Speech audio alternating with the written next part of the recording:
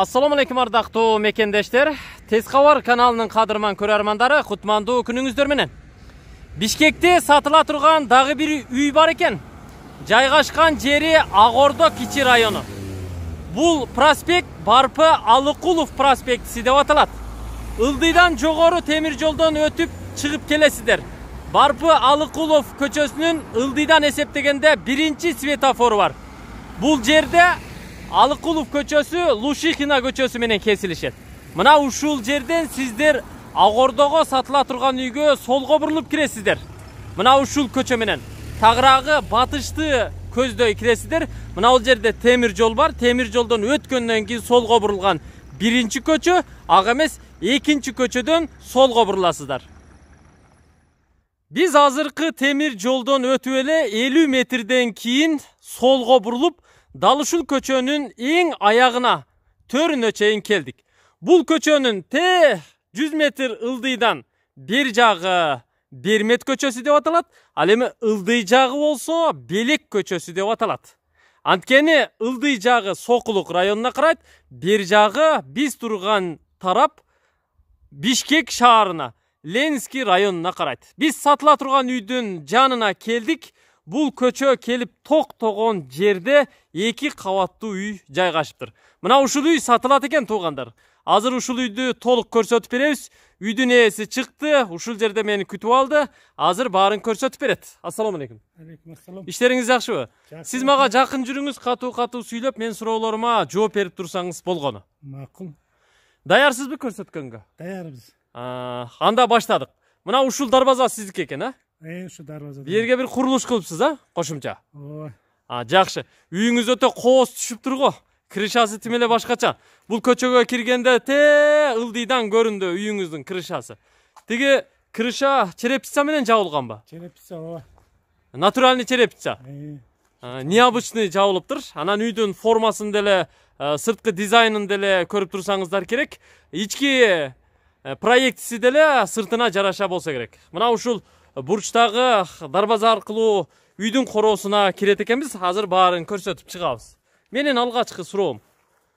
Бул үйдү эмнеге сатып атасыз? Бул үйдү сатканын себеби 2 уулума майдалап берсем дедим, 2 үй алып. 2 уулга 2 бөлүп кичирейтип бересиз.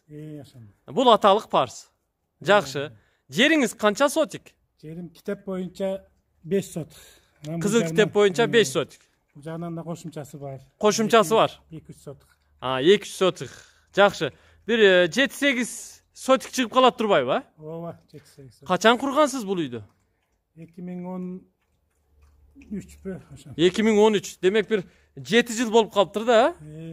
Бул үйдүн нар жагында жер көп экен, а дагы? Ар жагында жер бар. Батыш жагында. Огороту бар. Огороту бар.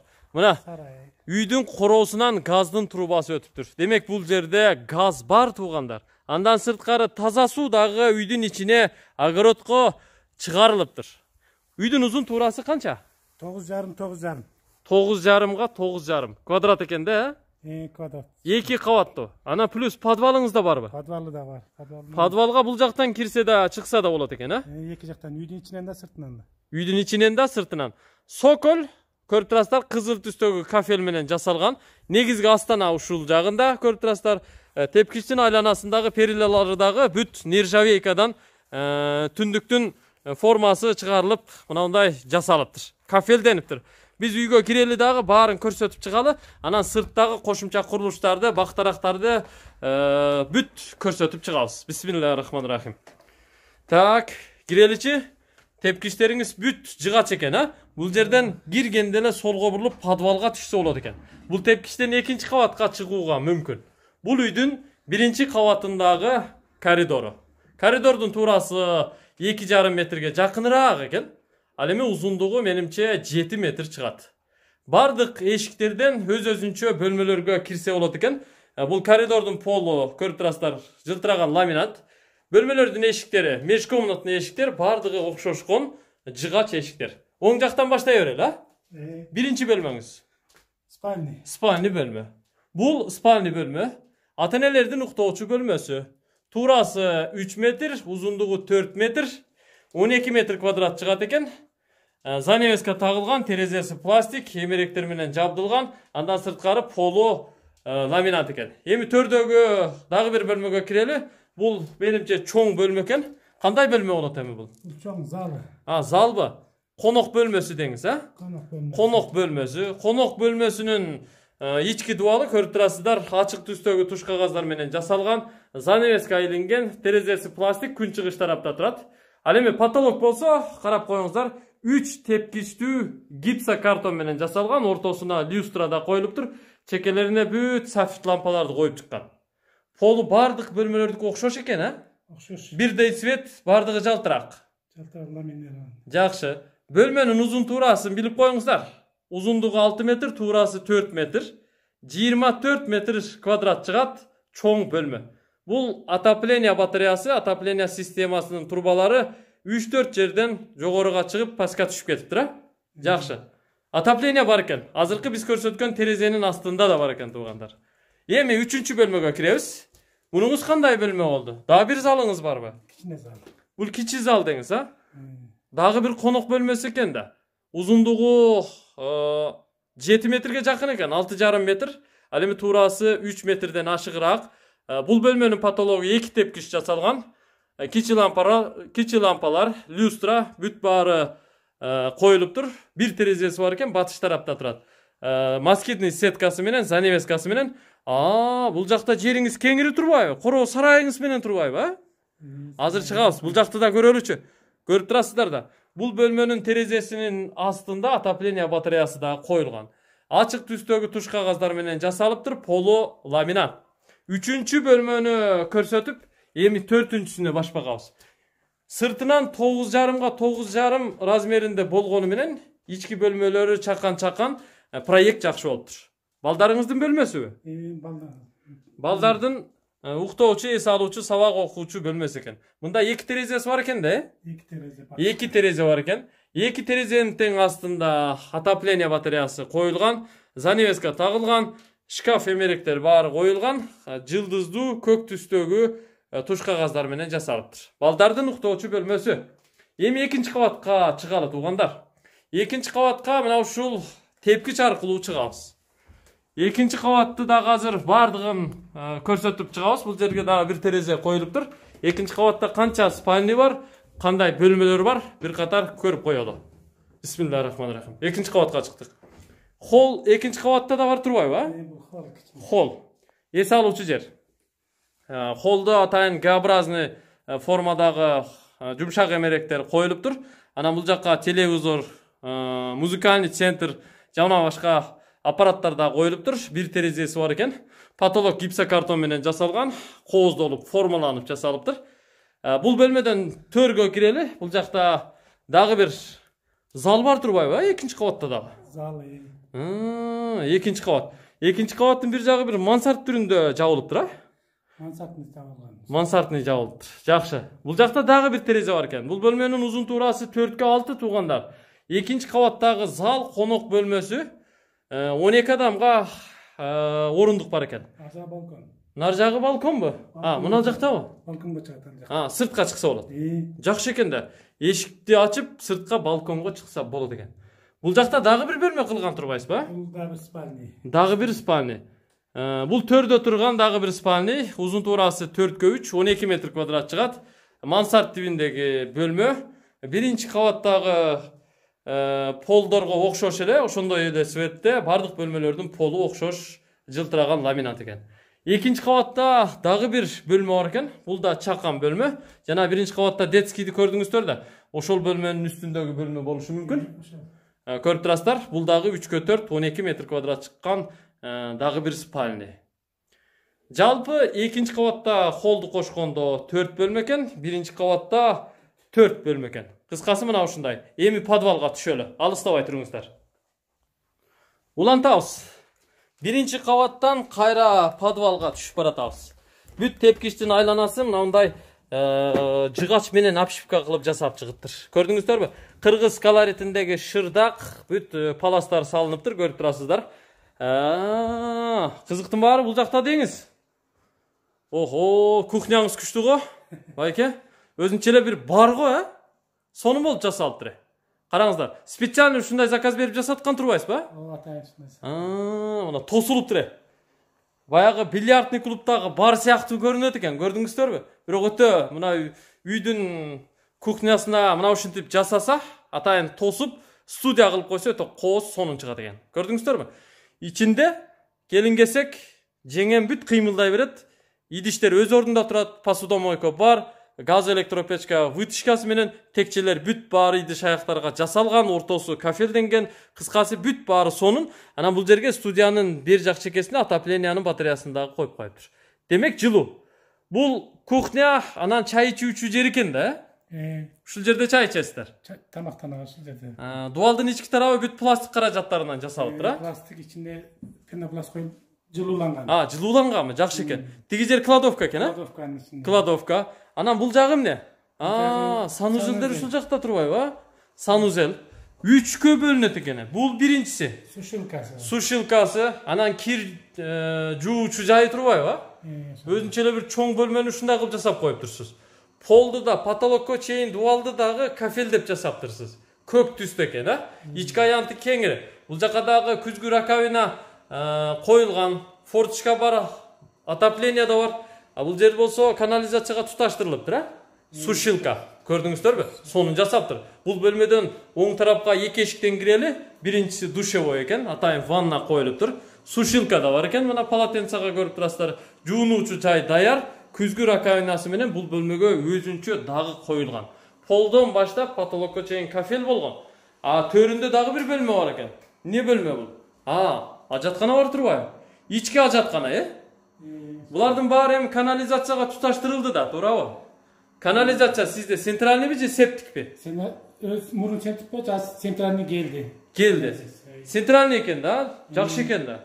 Өтө сонун. Эми бул жака өтөлүчү. Подвалдан дагы төргө өтсө болот экен. Бул жакта кандай кызыктар бар экен? Бир катар бул жакты дагы көрүп коелу. Чыкканда эле подвалдын коридорунан сол тарапка бурулат экенбиз. Отоплениябыз ушул жакта турбайбы, Отопление. Келиңиз, айтып бериңизчи, отопление бул кандай печкалар? 3 бөлүктү көрүп атам. Негизгиси чоң печка экен. Төрүндө өзүнчө турат. Айтыңызчы?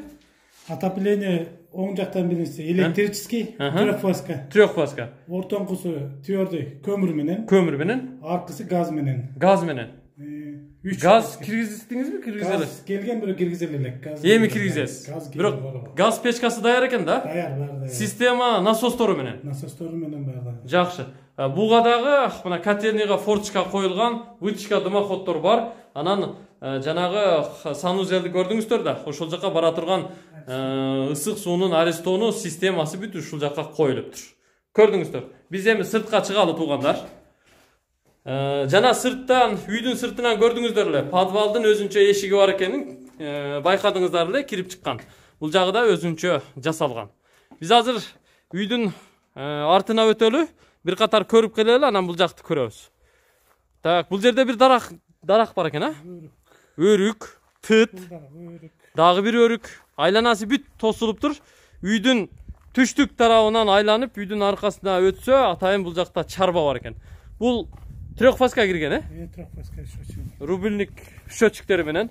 Бул жерде бир шабдалы бар экен. Мында бир черешня турат. Анан бүт айланасы көрүп турасыздар, пескоблок менен айландырылып тосулуптур. Биз үйдүн арт тарабына, күн батыш тарабына өттүк. Суу түтүктөрү, фронтондору бүт жасалган. Бурч-бурчта мындай слив турбалары аркылуу до конца жерге чейин түшүп кетет экен. Калганы жерге сиңип кетет.